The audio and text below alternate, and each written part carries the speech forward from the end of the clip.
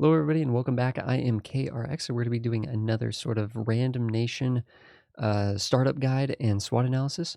So essentially, in a second, we'll pick a random nation, and then we will devise a strategy for that country and look at the internal situation, look at the external situation, like the diplomacy, ecosystem, and the economy, and the estates, and just go through sort of setting up and devising a plan for that country, probably a country we've never played before. And then from there, we'll do another episode where we look at the opening moves and sort of test out our general idea of what we should do and see if it works or not.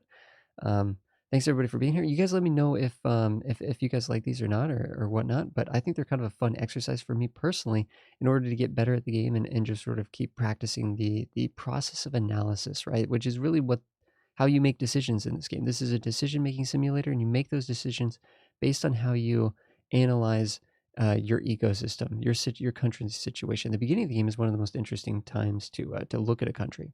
So let's hit random nation here. Wurttemberg, let's go. I don't think we've done anybody in the HRE in any of these runs yet. Let's get in there for Wurttemberg and see what the heck is going on. Never played Wurttemberg before. I'm trying to think, actually. I've played Brandenburg, obviously a much more powerful country. I've played Switzerland. Okay. This was a long time ago, though. We are playing with all the DLCs. We got Emperor DLC going. We are in the HRE. Looks like we have 2 provinces now, which I think is maybe one more than we had before 1.3. We got a bunch of little nations around us, like just tons of little nations. So I think we could just pick our poison here on who we want to sort of group up. But I'm not sure. Is Wurttemberg one of the countries that could Swabian? So I think there is going to be a nation that we could form, whereas these guys would form Bavaria. I think we have another nation that we can actually look to perform. I think we also have a special idea group specifically because of the Swabian culture. But if we look, I think we could basically just rival any of these people. I think what we want to do first and foremost is let's look at our missions so that we get it to dominate Swabia. Okay. Own at least 5 cities, currently 2. So we just need 5 cities. No Swabian nation has higher total development than Wurttemberg. Wurttemberg. I apologize, guys. I might be saying this wrong. I deeply apologize. Wurttemberg. So actually, we got some Austria down here. Ideally, if we could just ally Austria, that'd be kind of a done deal. That would be a done deal. I mean, do they want the royal marriage? I think we do this. I think Austria, being friends with Austria is going to allow us to conquer the world. I think one of our diplomats, boom, it goes off. It goes to Austria to get that royal marriage to ultimately secure that alliance. That is a done deal. We are going to have to butter them up as well, so that's not going to be immediate. In terms of who we conquer, what we could do is we could actually go to the culture map mode.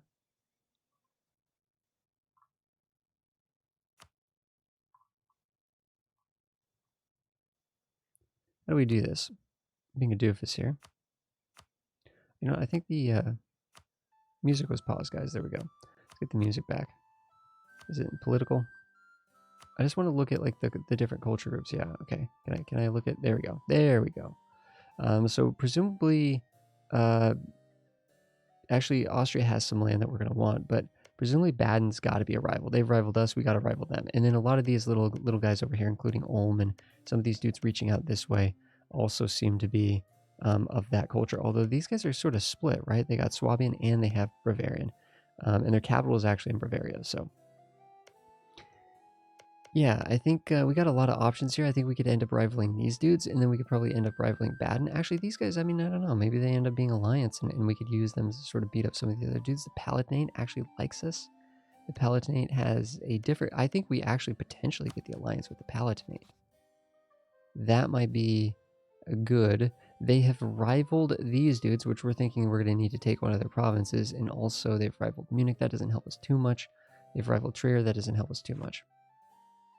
But they like us that they're a relatively strong country, and they could probably we could probably get them to help us in a few wars or so. Austria is going to be the more important ally probably in all this, though. So if we go to the missions and we keep looking at that, so basically here we just need to beat up some of these other nations.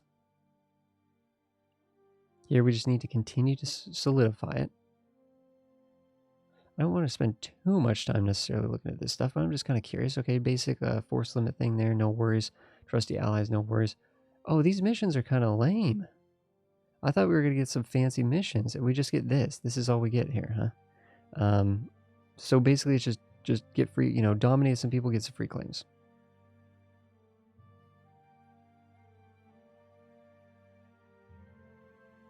So actually, it does say we're going to get free claims on this province eventually. So we don't necessarily... No, it says the entire areas. The entire areas. Never mind. Never mind. And then another permanent claim. So I think we're basically going to be able to just conquer this region with permanent claims. That's not incredibly amazing. I don't know if once we form Swabia, we might have special ideas. We need 10 provinces, and we need to own Ulm. For sure, Ulm has to be acquired.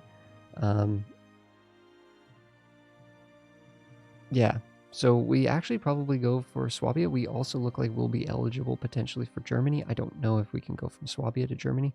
Probably should be able to do that. I don't know if that's going to give us new like ideas and missions and stuff. That would be really cool if it blossomed like that. I'm not sure if Emperor included that or not. So basically, I think Ulm, we could end up rivaling Ulm if they're valid here. Actually, we could also kind of look at who's got some like kind of annoying sort of tear. It looks like grasslands, hills up here. It could be good to acquire that hill province. Also, doesn't Ulm have a fort? No. Do any of these guys have castles? That's kind of nice. Palatinate does. And but it's just on a kind of a crummy spot. And then Austria has a fort here. So I guess that consideration doesn't really matter. There's no one with castles around here. Let's just do Ulm, and let's do Baden. And we don't really want to do anyone that we're not bordering. I think we end up, yeah, these guys, we could beat these guys up, but they look like they're a little less likely for us to just immediately like pounce on. I think we maybe grab somebody else that we could pounce on, like Mimingen here. Mainz actually doesn't hate us either. Mainz is okay. They got only a couple provinces, more than they used to have, I guess. Our economy right now, we're making money. What's our force limit?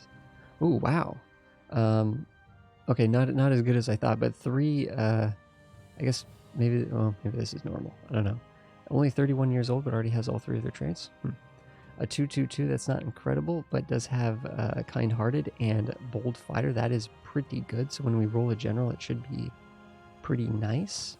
We're probably going to want to roll a general. In fact, we could probably just make this guy a general.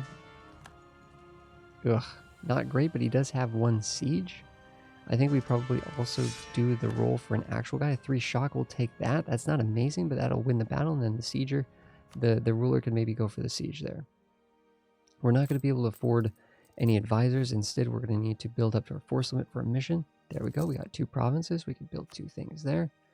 Our free diplomat, I like the idea of just getting this alliance, and then in 5 days we could start the spy network on Baden. We need 1 diplomat that's going to be buttering up Austria and securing that alliance, and then we need 1 diplomat that's going to be working on Baden, getting the spy network there, or also getting the spy network on Ulm. And once we get the alliance on both Austria and Palatinate, I think we can just sort of work on spy networks. I'm just kind of thinking, like, if we want to look beyond, who's the other big players in this area? Switzerland's kind of indifferent to us. Bohemia's kind of indifferent to us. We could try to butter up electors. I don't know how likely it is that we could actually have someone. It looks like Palatine is actually likely to vote for us, which is kind of interesting. I don't know if that actually will piss off Austria or not. So we could actually try to butter up some of the more distant electors and things like that as well. But I think our diplomats are going to be pretty tied up here in the short term. But yeah, we'll still be able to make a small income once that's done. We're not paying for fort maintenance because we don't have a fort in our own province. We're just doing wheat production right now, and not the greatest production goods here. We probably don't even need to pay for the army. Alternatively, we could drill the army for a year or two. I don't know if that's going to amount to much, but it might give us a slight edge. So I'm kind of torn on this. What do we do? You know, let's not pay for the army. Let's try to accumulate money. Let's not pay for them right now. Going along here, just clicking on some things, I'm looking at some things, trade efficiency, yearly legitimacy. I guess we could improve relations 30% is the, once we get all the ideas, that's actually really, really good, right? Because that pushes down aggressive expansion faster. It maintains positive modifiers longer, and it pushes down negative modifiers quicker. That's actually really, really nice. And we also get minus 10% aggressive expansion. That's not bad. And some good stability things here. So trade things, possible advisor. That's not great, but it's a good convenience. It's a nice convenience when you have more choices there. Towards to the true faith. I really like that. That kind of ties into national unrest a little bit as long as you're converting your provinces. Ends up being -3 national unrest. That's pretty good for provinces that follow the true faith, whether that's, you know, Protestant or Catholic or whatever. Right now it's Catholic. Not the greatest legitimacy. That's okay, whatever. Not the greatest ideas in the world, but not the worst either, I don't think. We know we're kind of going for Swabia, which... Heck, you can do this quickly.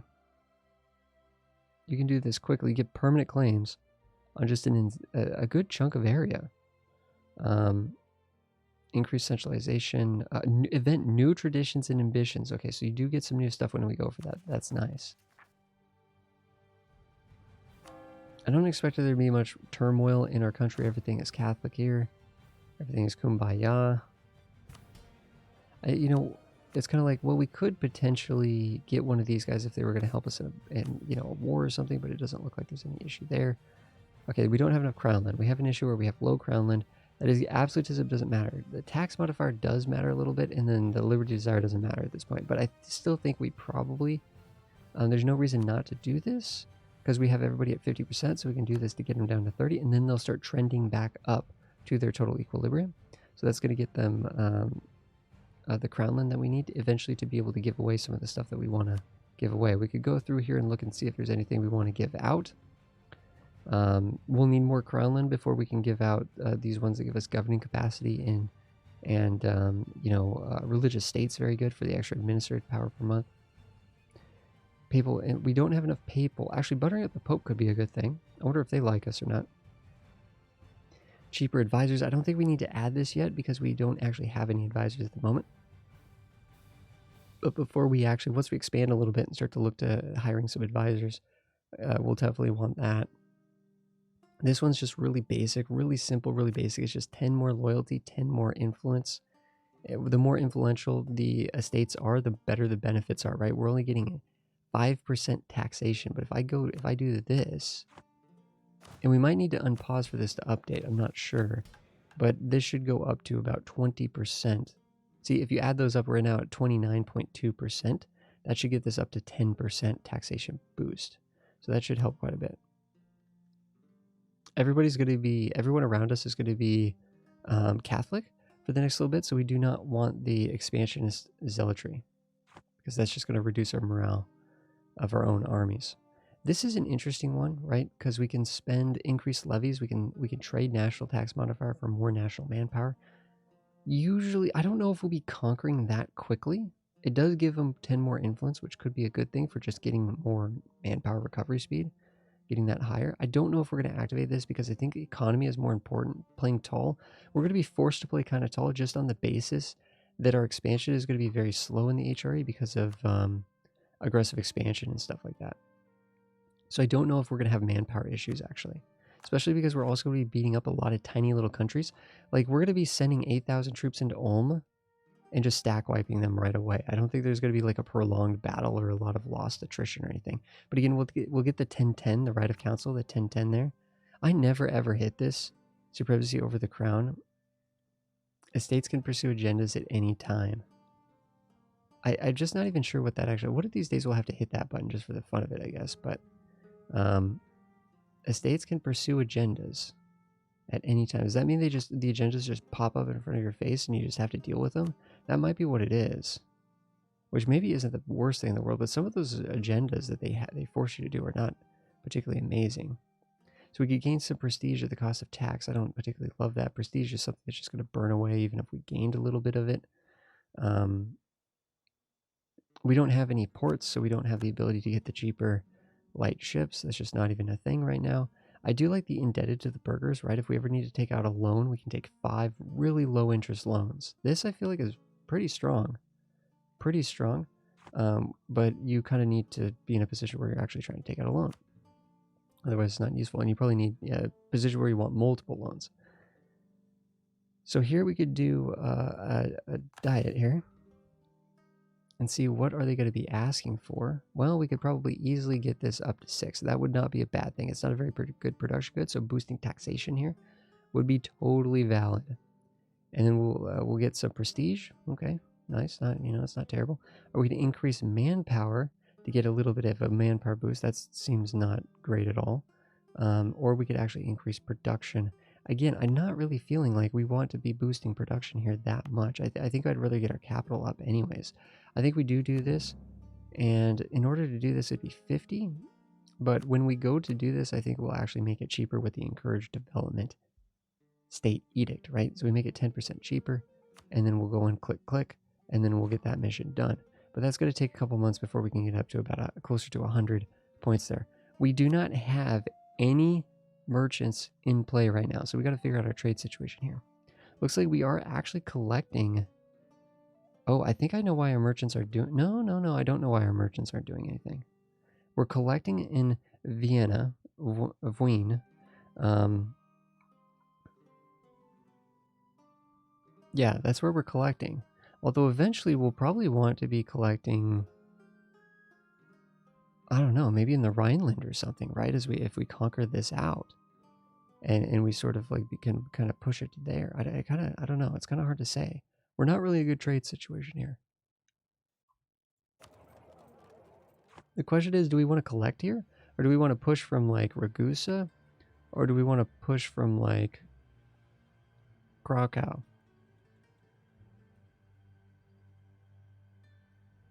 This is looking like this is going how many different? 3 different directions. About 1.5 ducats going out here. It's going just 2 to no, it is going 3 directions here as well. Ducat going. This is a richer node, it seems. Seems like this is a richer node.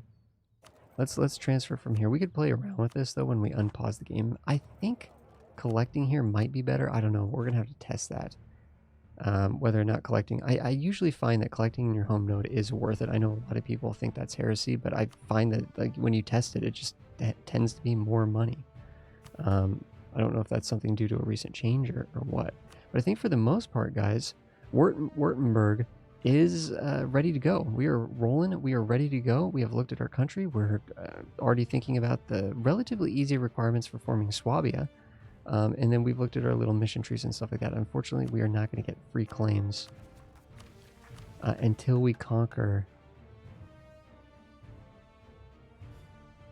We're not going to get free claims until we get all of this, and then we'll be able to sort of branch out from there. So this is like form Swabia, and then be able to get additional claims and stuff like that. So, guys, thank you for hanging out. We'll do some opening moves here in the next episode, guys. Let me know what you guys think. Of course, there's a playlist down below for all of our sort of SWOT analysis and getting started guides for random countries, and that's what this is, just a random country. Never played it before. But here we go. It's been fun looking at Wurttemberg, and you guys let me know what you guys think of these series. And again, we'll be back with the next episode, and we'll actually test things out and do some opening moves and try to get a good foothold here in this run. Thanks everybody for being here. I'll see you guys in the next one.